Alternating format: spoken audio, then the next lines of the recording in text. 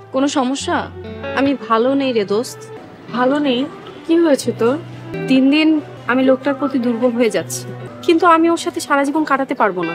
কি করব কিছুই বুঝতে পারছি না। তন্নি, এটা তো খুব ভালো কথা। মেয়েদের জীবনে বিয়ে তো একটাই হয়, তুই একটু অ্যাডজাস্ট করার চেষ্টা কর।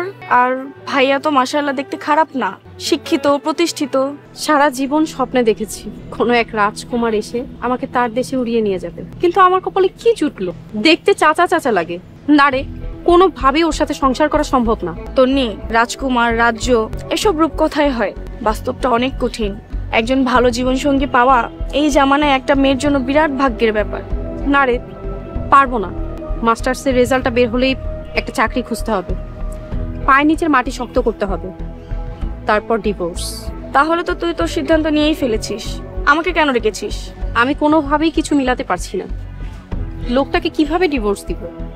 কোনো একটা কারণ তো লাগবে, নয়তো মানুষ আমাকে খারাপ ভাববে। তুই আমাকে একটা বুদ্ধি দে না। সরি, আমি কোনো বুদ্ধি দিতে পারছি না। আমি একটা ওয়ে ভেবে রেখেছি, জায়েদকে কোনো একটা অপবাদ দিতে হবে। সাপোজ বলবুর ক্যারেক্টার খারাপ, আমাকে মারধর করে, অপবাদের তলায় আমার দোষ চাপা পড়ে যাবে। সরি তন্নি, আমি তোর এই সিদ্ধান্তের সাথে একমত নই। আমি আসি, ভালো থাকিস।